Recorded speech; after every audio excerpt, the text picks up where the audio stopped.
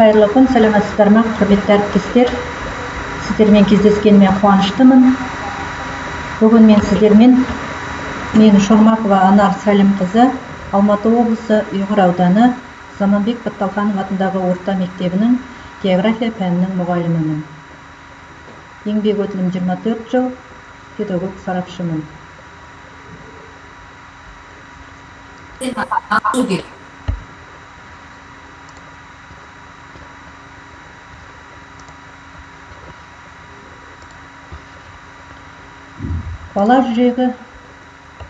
Бала жүрегі кішкентай күй сандық. Сол сандықтың кілтін тапсаң ғана ашылады. Мұғалімнің қолында әр кезде сол кілт тұру керек деп Мұхтар Шаханов айтқандай, бүгін сіздермен пиза тапсырмалары жөніндегі өз іс тәжірибемді таратқалы отырмын. Пиза тапсырмалары арқылы оқушылардың функционалды сауаттылығын қалыптастыру. Мақсаты пиза зерттеуінде ғылыми негізде жаратылыстану пәндерінде оқушылардың функционалды сауаттылығын қалыптастырудың тиімді әдістерін ұсыну. Міндеті білім алудағы қажеттіліктерді күнделікті сабақта қолдану, сапалы оқыту, оқытудың озық технологияларын тиімді пайдалану, жолдарын меңгеру, өмірде кездесетін ситуацияларды шешуге қатысты пәндік білім біліктерін қалыптастыру. Пиза халықаралық зерттеуі барлық білім беру ұйымдарындағы 15 жастағы оқушылардың оқу, математика және жаратылыстанудан білім жетістіктерін анықтауды мақсат етіп қояды. Бұны барлықтарыңыз жақсы білесіздер, құрметті әріптестер. Зерттеу оқушылардың қабілеттерін емес, ол оқу барысында меңгерген білімдері мен дағдыларын өмірлік жағдайларда қолдана білу ептіліктерін бағалауға бағытталған. Мектеп оқушыларының функционалды сауаттылығы дегеніміз оқушының пәнді терең түсіну қабілетін дамыту, алған білімін сыныптан тыс жерде, яғни күнделікті өмірде кез келген жағдайда тиімді пайдалана білуін қамтамасыз ету. География сабағында пиза тапсырмаларын қолдану арқылы оқушылардың кеңістік, қоршаған әлемді және оған адамның іс-әрекетінен қосылатын өзгерістерді түсінуге және географиялық тұжырымдамалар мен географиялық мәселелерді талдауға, ойластыруға, шешуге және түсінік беруге мүмкіндік туғызады. Осы орайда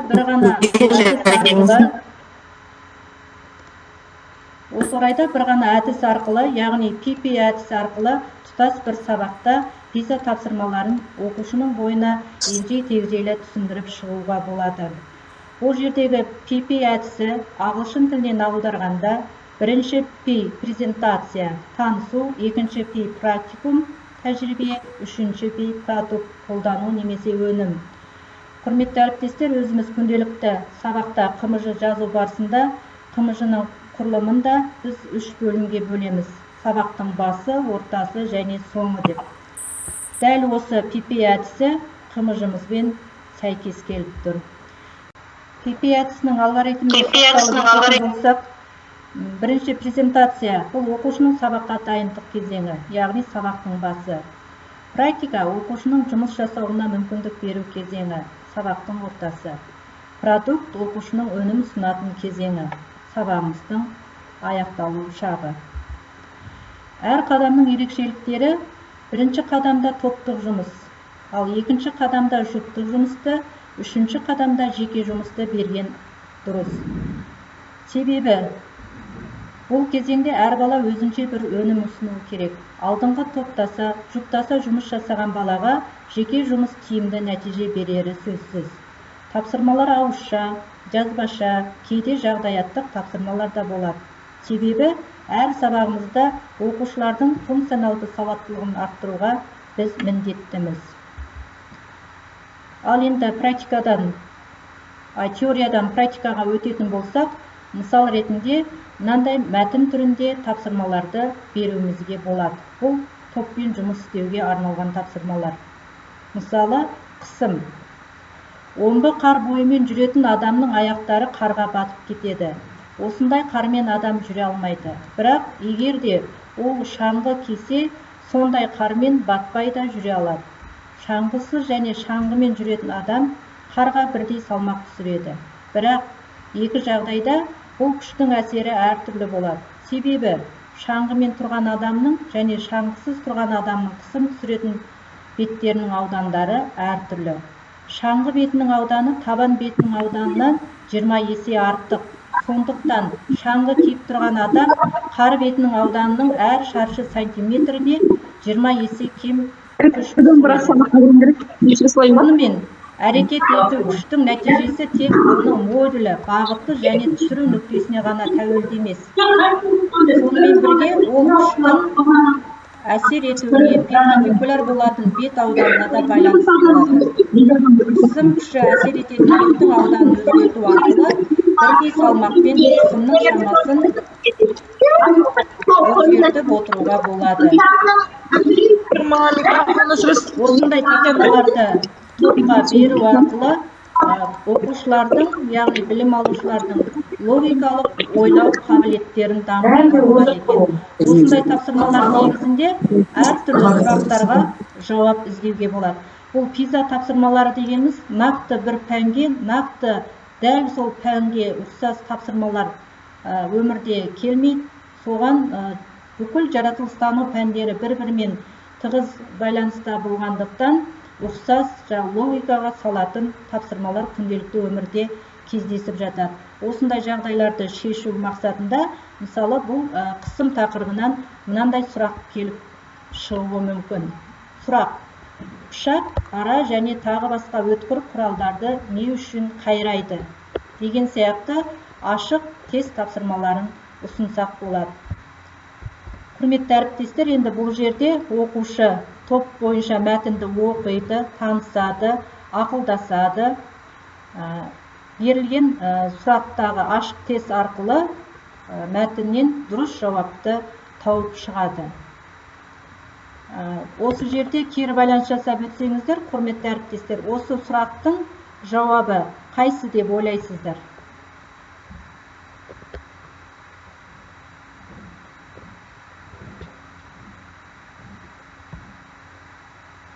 Пышақ, ара, басқа өткір құралдарды не үшін қайрайды? Қысымға байланысты. Г жауабы. Сіздің жауабыңызша, ойыңызша дененің массасын азайту үшін. Қысымды арттыру үшін.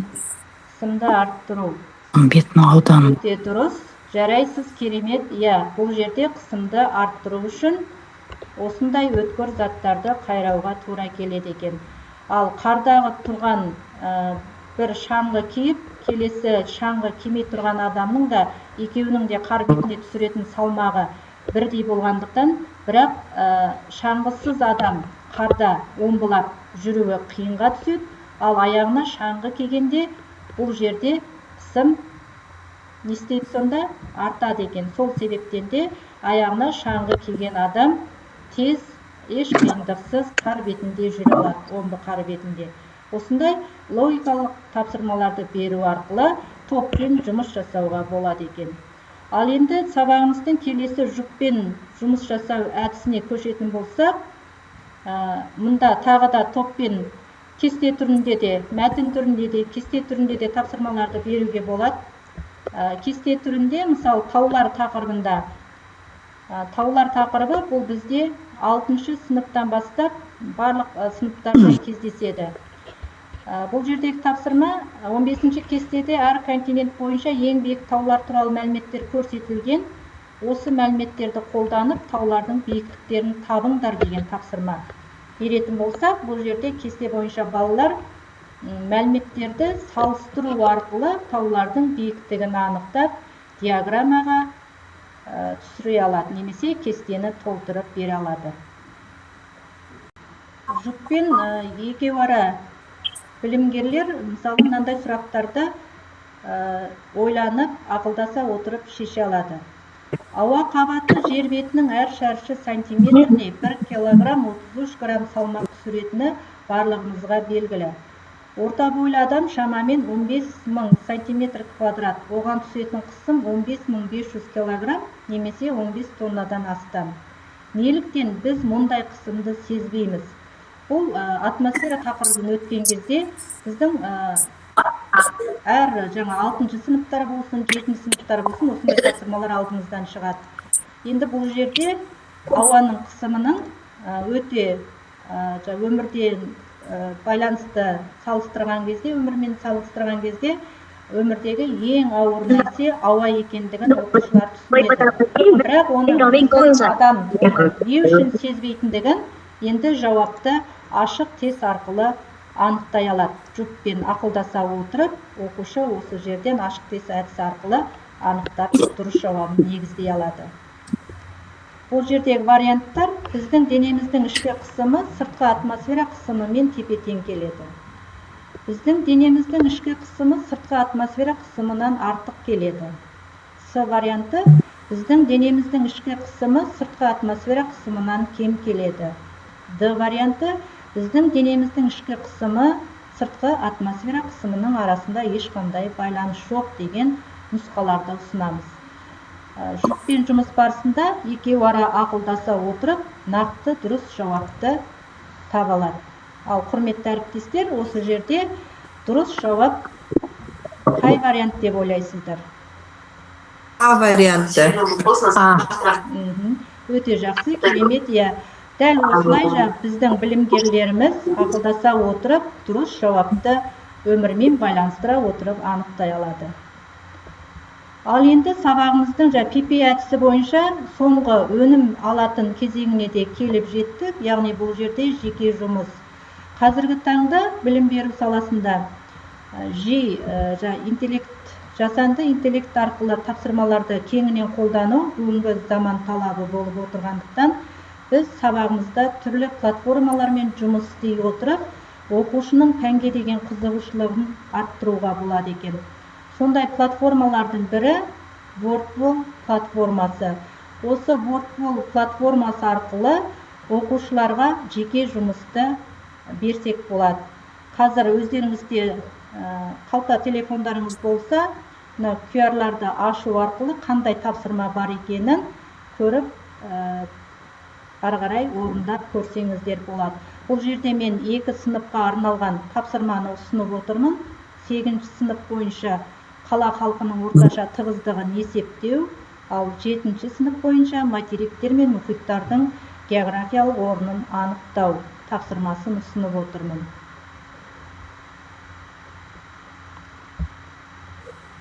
Экран жақсы көрініп тұр ма сіздерде? Иә, көрініп тұр. Көрініп тұр, көрініп. Тапсырмаларды орындап көрсеңіздер болады.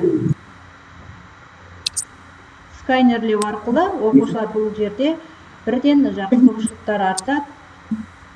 Тапсырманы тез арада әрі нақты орындап шығуға мүмкіндік алады оқушылар.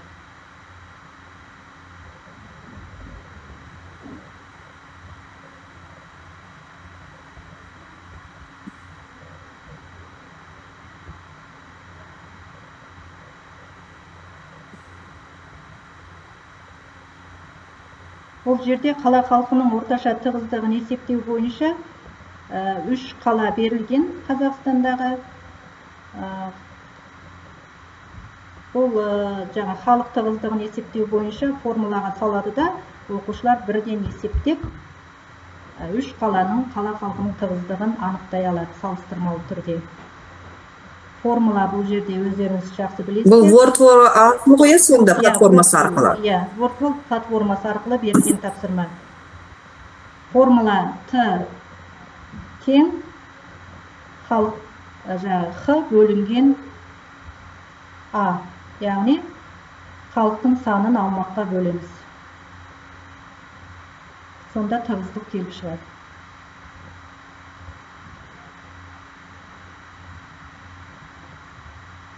Ал 7 сынып бойынша материктер мен мұхиттардың географиялық орнын анықтау тапсырмасында карта арқылы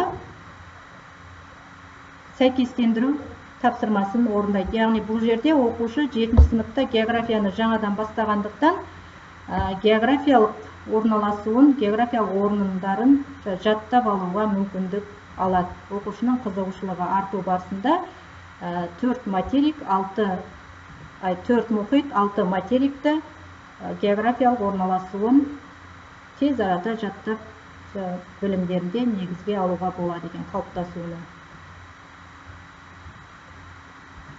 Орындай алдыңыздар ма?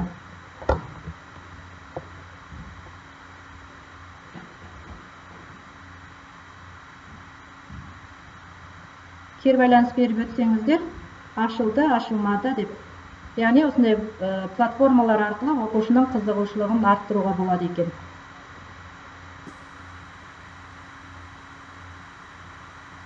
Мәтін түрінде, тест түрінде берілген тапсырмалар көп жағдайда оқушының қызығушылығын бәсеңдетіп жатады. Ал қазіргі кезде жасанды интеллект арқылы берілген платформамен берілген тапсырма оқушының қызығушылығын арттырып, жұмыс жасауына мүмкіндік туғызады. Мен өз тәжірибемде осы әдіс өзіме тиімді болғандықтан сіздерге жеке жұмыс ретінде ұсынып отырмын.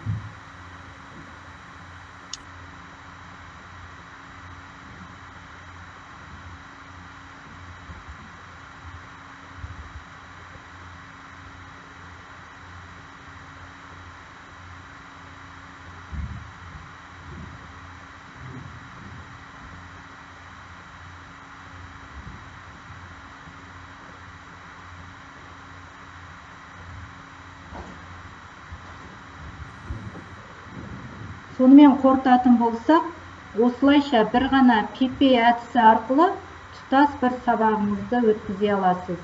Әсіресе ашық сабағыңыз мінсіз өтеді. Ол үшін тапсырманы дұрыс құрастырып, платформамен жұмыс жасасаңыз жетіп жатыр. Яғни бүгінгі күннің талабы PISA тапсырмаларын сабақта тиімді пайдалану, осындай әдіс тәсілдер арқылы жүзеге асырсаңыздар әбден болады екен, құрметті әріптестер.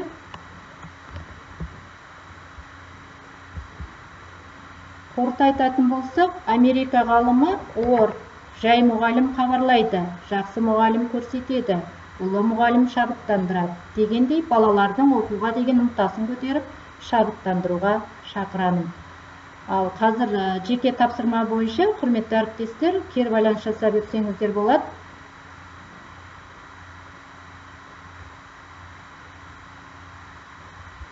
Сіздерді тыңдап отырмын.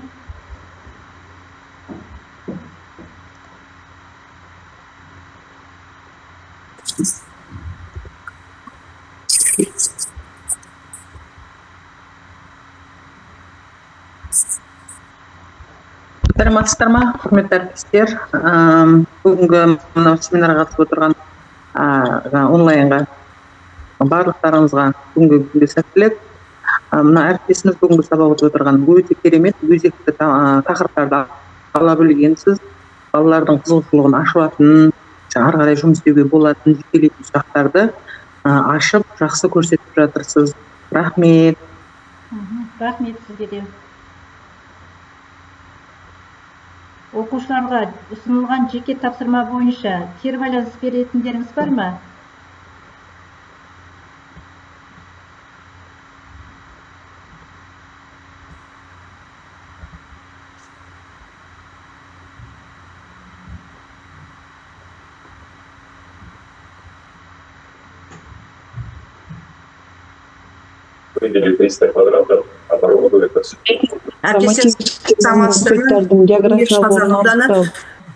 Мынау сізде жеке жұмыс менде ашылмады, бірақ қарадым Wordwall екен, платформасы арқылы. Иә. Ашылмай қойды, бірақ мен не туралы айтқым келіп отыр, сіздің жалпына алған тапсырмаларыңыз бойынша. Негізі қазір PISA өте, қазір барлығымыз тапсырамыз, PISA өте ауқымды, қазір кезде соңғы кезде өте көп қолданып жүрміз ғой, енді көп тапсырмалар жасалынып жатыр. Рахмет сізге, біздің алатымыз бар, сіздің қаралатын материалдар бар екен, егер презентацияны салсаңыз, тоже ортаға. Жұмысыңызға сәттілік. Рахмет.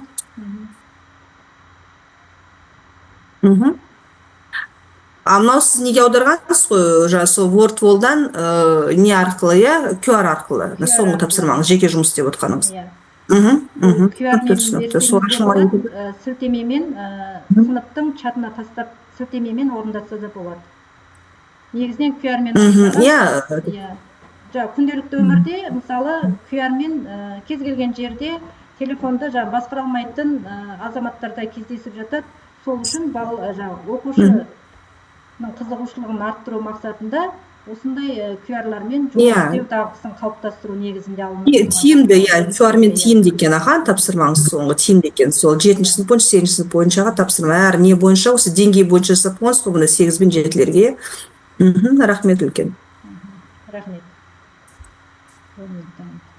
Болды.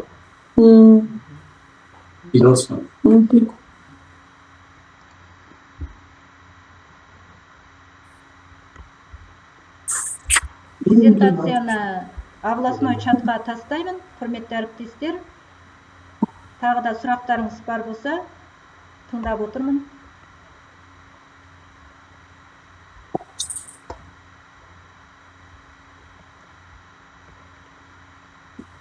Әріптестер, сұрақтарыңыз болса, кері байланыс болса, бір 5 минут жұмыс жасайық.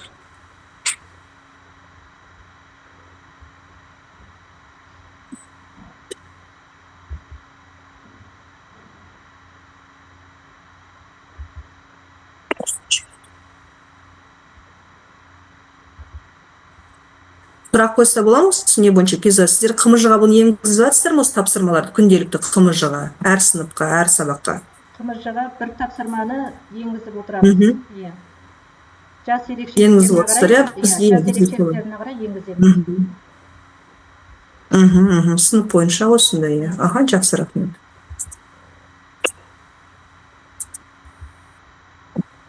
Сұрақ қоятын кері байланыс болса. Бар ма сұрақ? Шілбастау мектебі бар ма сұрағыз?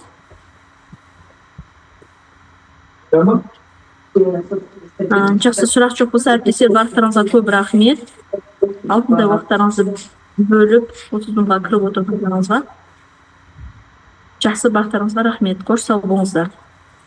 Жақсы, сау болыңыз. Жақсы мәліметтер алдық. Тыңдағандарыңызға көп рахмет. Сау болыңыздар. Осындай кең көлемде іс тәжірибелермен бөлісуге жақсы күндерде жолыққанша, құрметті әріптестер. Рахмет, сау болыңыздар.